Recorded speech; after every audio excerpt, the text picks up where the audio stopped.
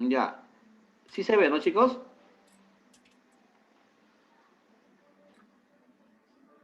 Bueno, vamos a hablar hoy día de la tabla periódica. Ya, conforme nos estamos avanzando, el curso cada vez se va a hacer un poquito más novedoso. Por eso yo les pedí a ustedes que Pues es lo mantengan mismo. Está sus maltratando a su jefe, tablas veo. ahí, siempre en su libro que ustedes tienen, ahí deben tener sus tablas. Ya, a ver. Miren, la tabla periódica ha sufrido cambios, muchos cambios a través del tiempo. Después del año 1900 hubieron novedades. Antes del año 1900 ya no había un orden para establecer los elementos químicos, ¿no? Los elementos químicos, la disposición era muy diferente, o sea, no se mantenía un orden especial para el estudio de la química. Pero después del año 1900 ya hubieron muchas novedades, porque hubieron muchos personajes que estudiaron el núcleo, estudiaron la posición electrónica, ¿no? Todos los elementos químicos que puedan existir universalmente. Entonces, hubieron dificultades para establecer una tabla periódica fija, pero hubieron muchos personajes donde trataron de darle un orden a la tabla. Entonces, hoy en día, en la que ustedes tienen a su costado ese cartoncito llamada tabla periódica, es la que actualmente se está trabajando. Y bueno, pues vamos a ver qué novedades nos trae la tabla periódica. ¿Ya? A ver, esta es una lecturita. A ver, antiguamente los elementos se consideraban simples, como el caso del hidrógeno, el nitrógeno. Ustedes están viendo en la misma hoja de su libro, ustedes están viendo cómo antes se simbolizaban los elementos químicos. Por ejemplo, el magnesio, ¿no?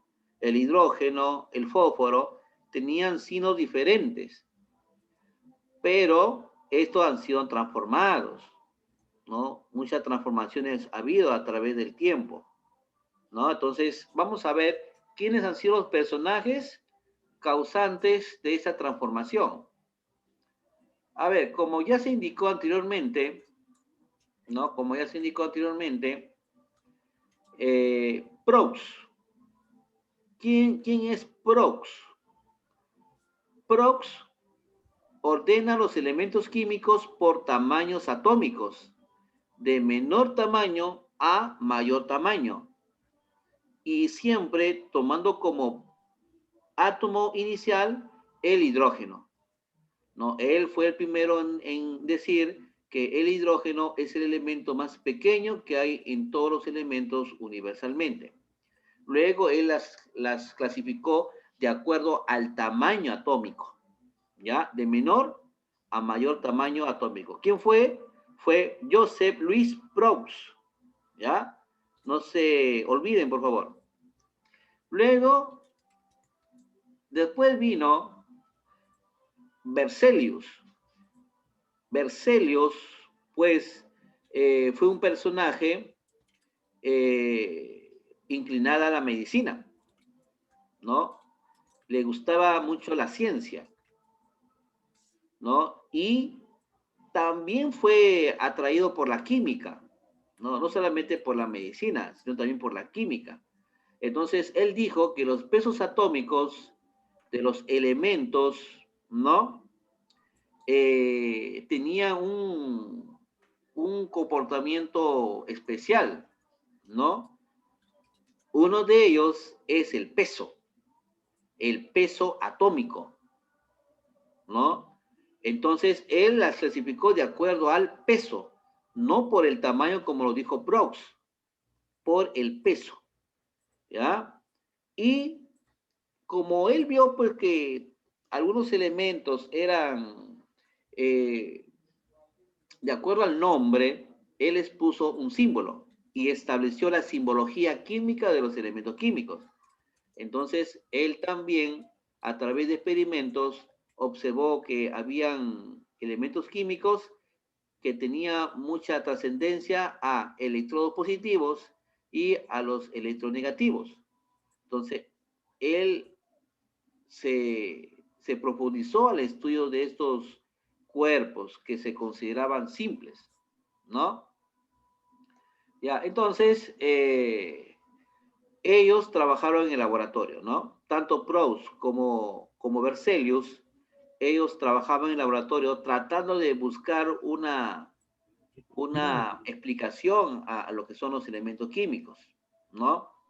Entonces, ellos dejaron numerosos escritos, documentos que fueron estudiados por los posteriormente otros químicos, ¿no?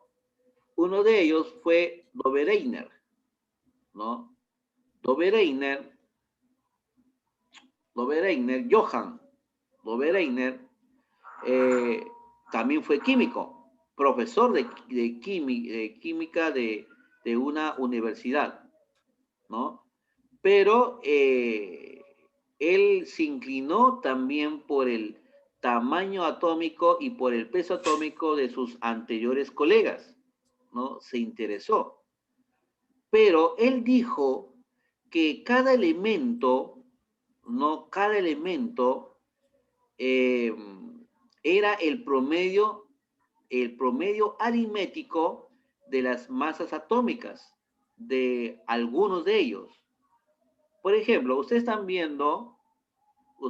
viendo acá un set de elementos químicos, ¿no? Por ejemplo, acá, ve.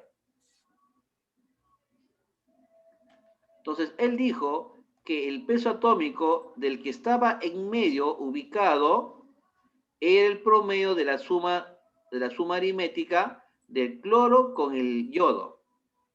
El siguiente, el estroncio. Él dijo que el peso del estroncio es el promedio aritmético entre el calcio y el bario. El selenio es el promedio aritmético del azufre y el teluro. Y el sodio es el promedio aritmético entre el litio y el potasio. O sea, quiere decir que los pesos de ambos elementos extremos se sumaba y se dividía entre dos. Esos valores coincidían con el elemento que estaba en medio. Ellos fue que se profundizó tanto y tanto que le llamó triadas. A esto le llamó triadas, ¿no? La ley de las triadas. Entonces, puedo repetir, la ley de las triadas indica que si tú sumas aritméticamente los, o mejor dicho, hayas el promedio aritméticamente de los extremos de los elementos químicos, te va a dar igual al valor del elemento que está en medio. A este le llamó ley de las triadas. ¿Ya, chicos? Ley de las triadas. ¿Quién fue? Dobereiner. ¿Ya, chicos? Dobereiner, un químico pero muy dedicado a la ciencia, ¿no? E inclusive estudió las leyes iniciales del universo, ¿no? Entonces, esto fue importante, ¿no? Para la explicación de la ciencia. Luego por aquí, ¿no? Hubieron más químicos, ¿no? Hubieron más químicos. Por ejemplo, Pittenkofer, Damos, Lenzing, Gladstone, ellos fueron otros químicos, ¿no? Que sobresalieron. Y hablando de estos elementos, estos personajes, como el caso de Dumas, ¿no? Que fue un químico que estudió los trabajos y documentos que dejó Dobereiner, ¿no? Entonces, ¿el que hizo? El que hizo era profundizar y continuar el estudio de Dobereiner, ¿no? E inclusive también tomó como soportes otros científicos anteriores, como por ejemplo Proust, ¿no? Proust, que tomó como referencia Dalton, ¿no? Todos todos ellos también él los consideró, ¿no? Entonces, él se dedicó también al estudio de la química. Luego tenemos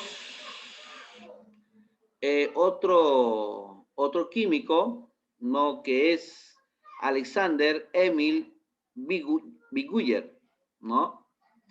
Este es otro químico, ¿no? Que intentó clasificar a los elementos, ¿no? A él tuvo una especial orden a los elementos químicos en la que le llamó hélice telúrica, ¿no? Él le llamó, ¿no? Bueno, en este caso él utilizó un cilindro vertical con 16 líneas, ¿no? O sea, geométricamente él utilizó un cilindro. Entonces, de ello, él trató de darle un estudio o una ubicación de los elementos químicos. Luego tenemos otro químico que trascendió en la historia química, fue Alexander Reins Newlands. Bueno, Newlands, más conocido, ¿no? Fue que también se profundizó al estudio de los elementos químicos, pero él las clasificó según el peso atómico creciente, ¿no?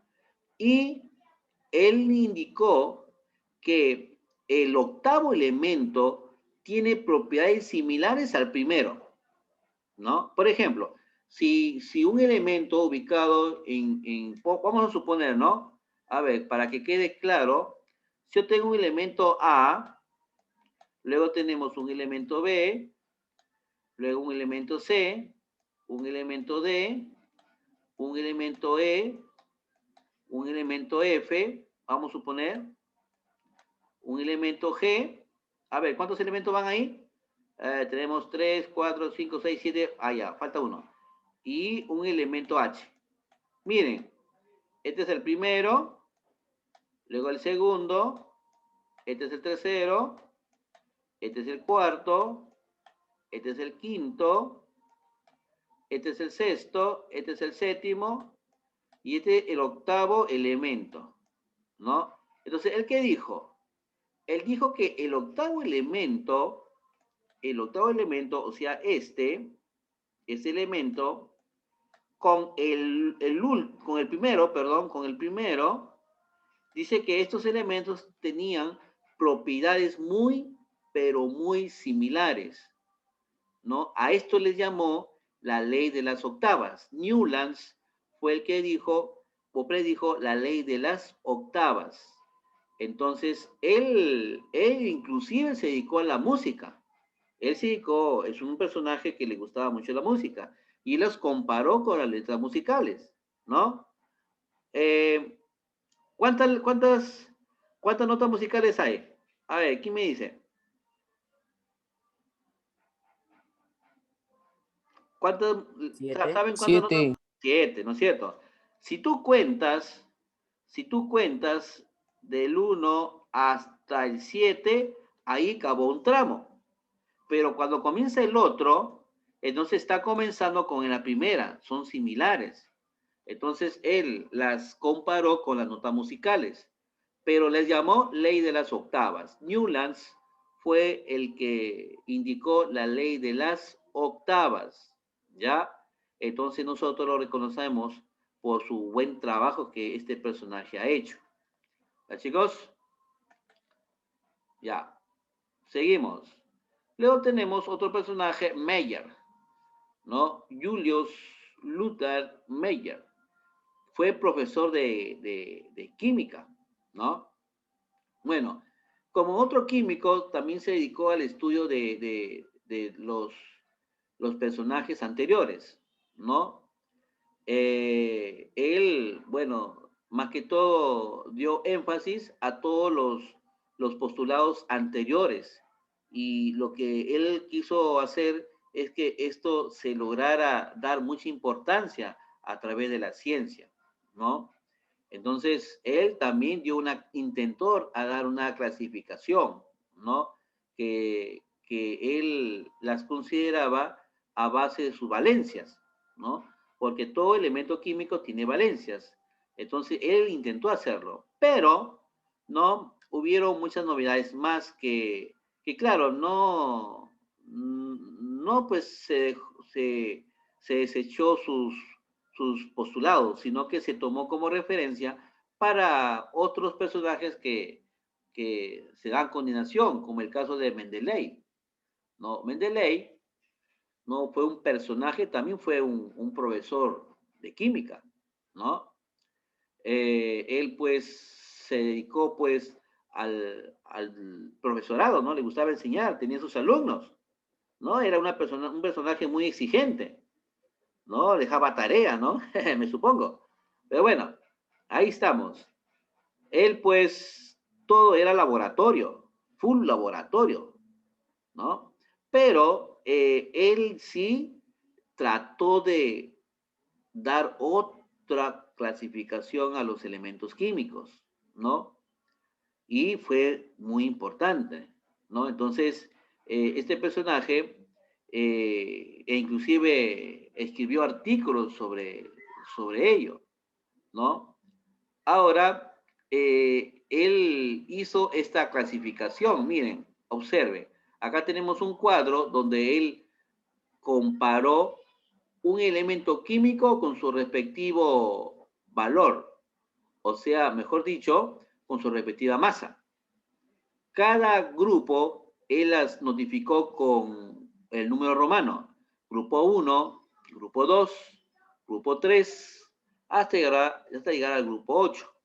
Entonces, él trató de darle un orden a la tabla periódica, ¿no? E inclusive las filas las consideró del 1 al 12. Bueno, era demasiada. Bueno, era perdonable porque esta personita en sí no tenía una base científica para poder buscar una clasificación propia de la tabla.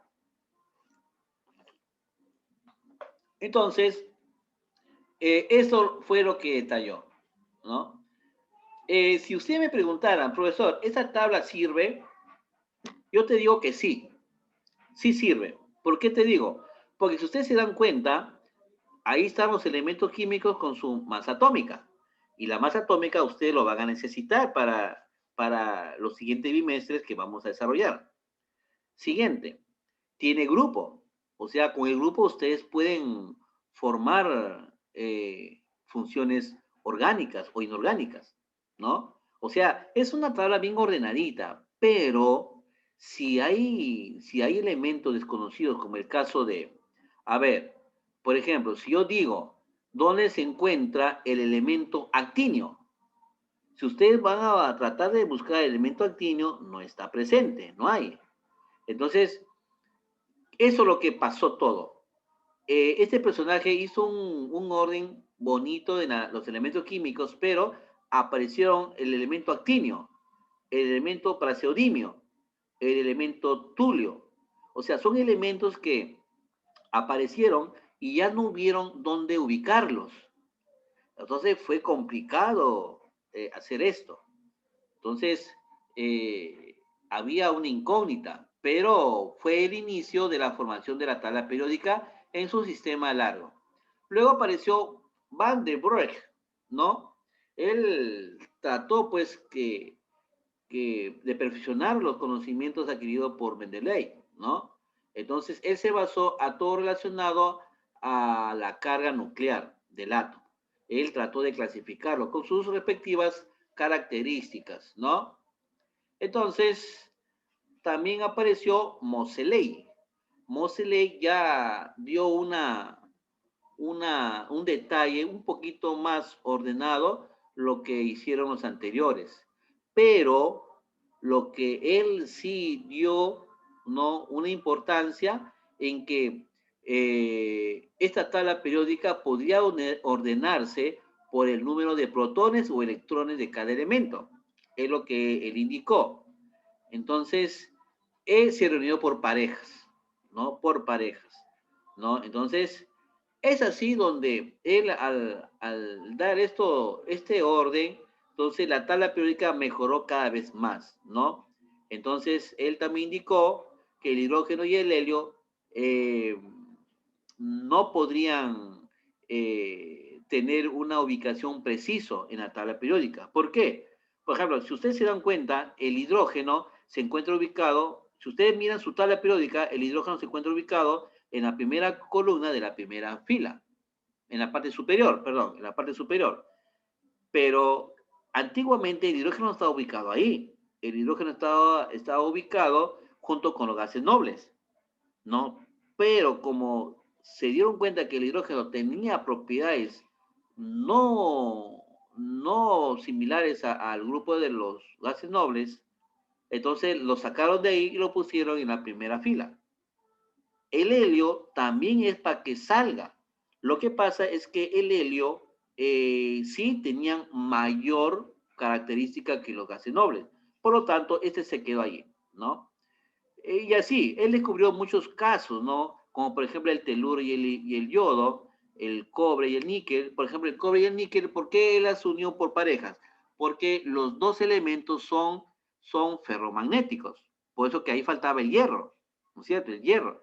Entonces, tenían características magnéticas. El argón y el potasio también. Y otros elementos más. Entonces, hubieron muchos años que teníamos que esperar que nuestra tabla periódica lograra ya darse.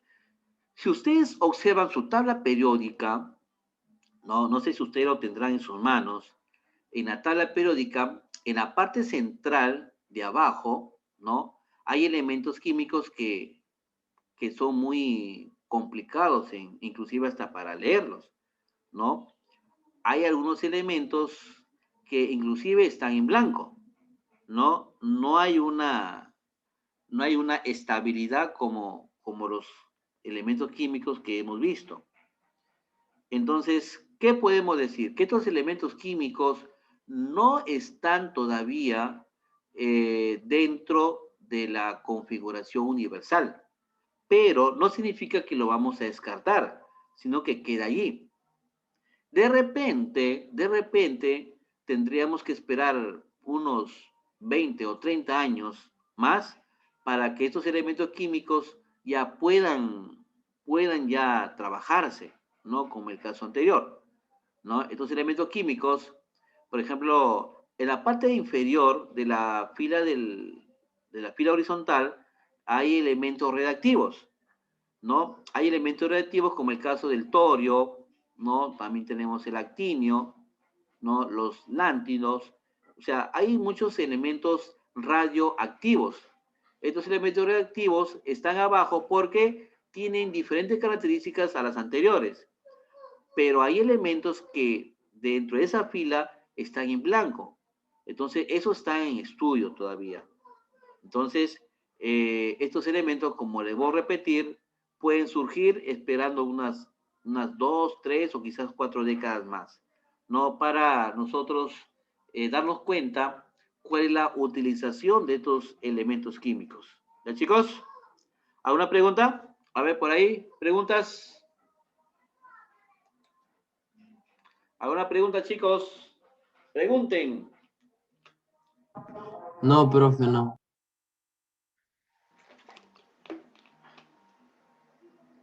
Ya, listo. A ver, vamos a ver. Estamos todavía a tiempo, creo, ¿no? A ver, vamos a ir poco a poco. En la siguiente bloque, ahí vamos a desarrollar un Kahoot. ¿Ya, chicos? Vamos a hacer un Kahoot. Ahí vamos a terminar para cerrar el tema de hoy día, ¿no? Entonces, eh, esto hay que darnos cuenta para que todo quede desarrollado. ¿Ya, chicos? A ver, vamos a ver. Entonces, tenemos que acá leer todo. Ya, tenemos que leer todo para poder nosotros eh, no desarrollar nuestras actividades, ¿no? A ver si, chicos, de repente ustedes puedan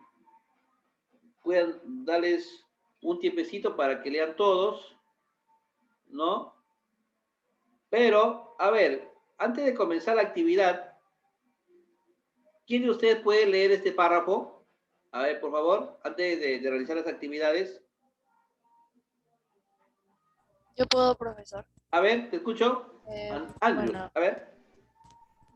en 1964 se publicó que el PO 210 era un ingrediente del humo del tabaco.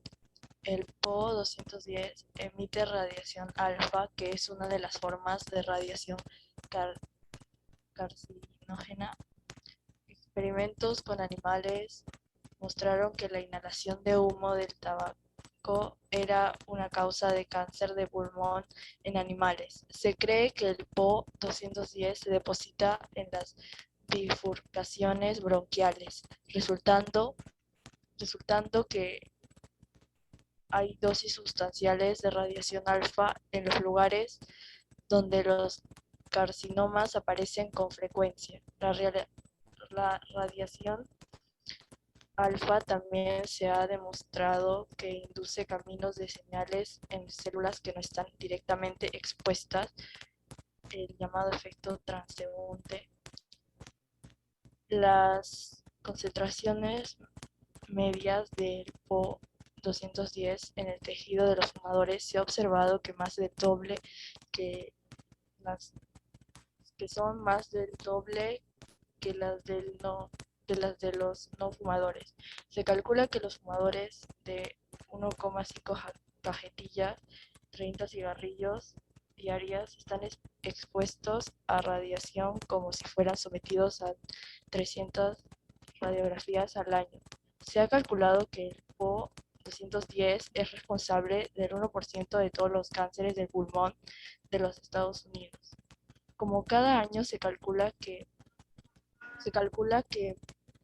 1.600, 200 Ya. muertes en Estados Unidos y 1.3 ser responsable cada año más de 1.600 muertes en los Estados Unidos y 11.700 en todo el mundo, aunque la atmósfera contiene PO 210 proveniente del radio 226 naturalmente presente en la corteza terrestre. La mayoría del PO 210 en las plantas del tabaco probablemente vienen de fertilizantes con alto contenido en fosfatos. Ya. Ya, está ahí nomás. Creo que es mucho, creo. Es mucho. Sí, el PO es un elemento que está dentro del humo del tabaco, ¿no? Y usted sabe que el tabaco es dañino para la salud. Te perfora los pulmones, es más, te, te logra, te logra destruir todo tu sistema inmunológico. Entonces, esto es parte de la lecturita. Bueno, creo que es mucho, ¿no? A ver si de repente ustedes en su casa pueden terminar de leer para ganar un poquito de tiempo, ¿no? Ya, a ver, vamos a ver. Nos quedan 5 minutos, creo que todavía tenemos un espacio más.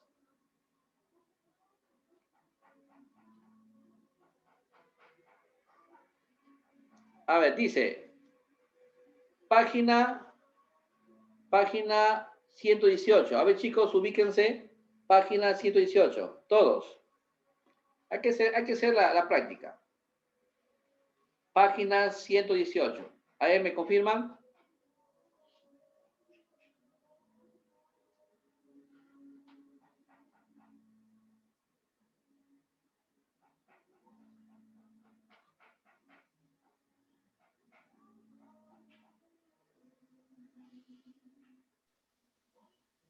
Ya.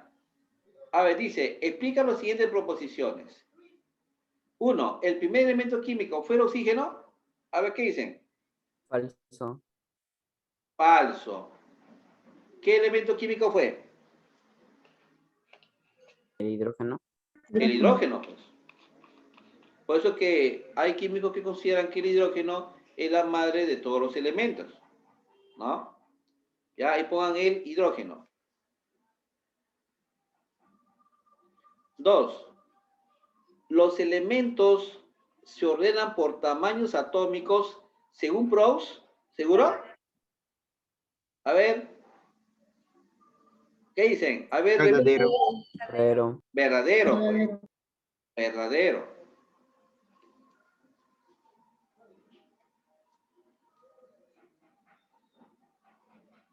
Profe, ¿qué página es? Ya copiaste ¿cómo te llamas? Me olvidé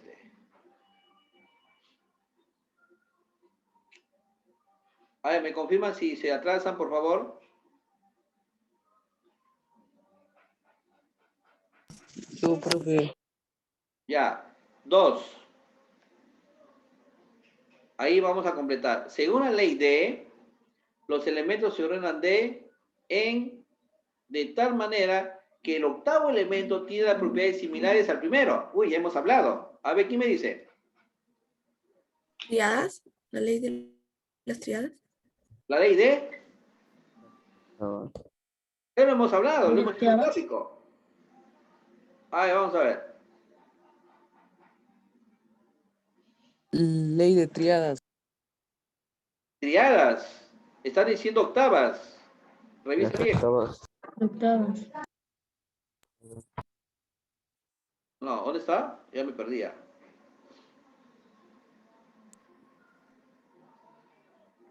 Acá está. Ahí está.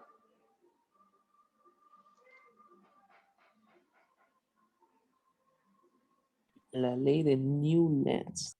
La ley de Newlands. Newland, pues. ¿Ya? La ley de Newland.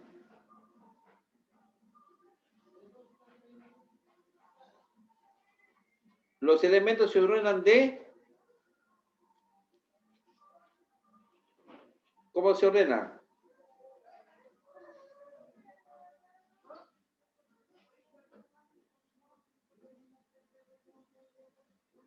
De, y luego dice en espacio, de tal manera que el octavo elemento tiene propiedades similares al primero. A ver, ¿cuál sería? A ver, busquen esa partecita que ya les indiqué. A ver, busquen y traten de encajar. ¿Cuál sería?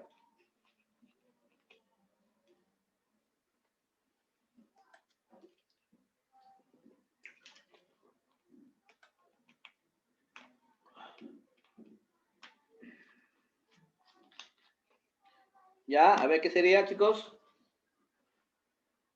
Ya les indiqué, les dije, según la ley de Newlands, los elementos se ordenan de...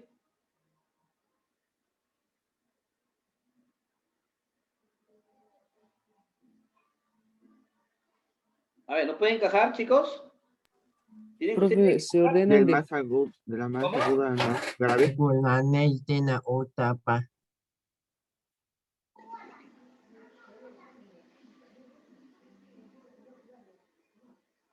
A ver, ¿cómo dice? Los elementos se ordenan de... Está por acá, pues, chicos. A ver, vamos a repasar Más nuevamente. altos al más bajo. ¿Cómo dijiste? Ahí está, a ver. Del más alto al más bajo. De 8 en ¿Cuál? 8. Del más alto Al más bajo. al más bajo.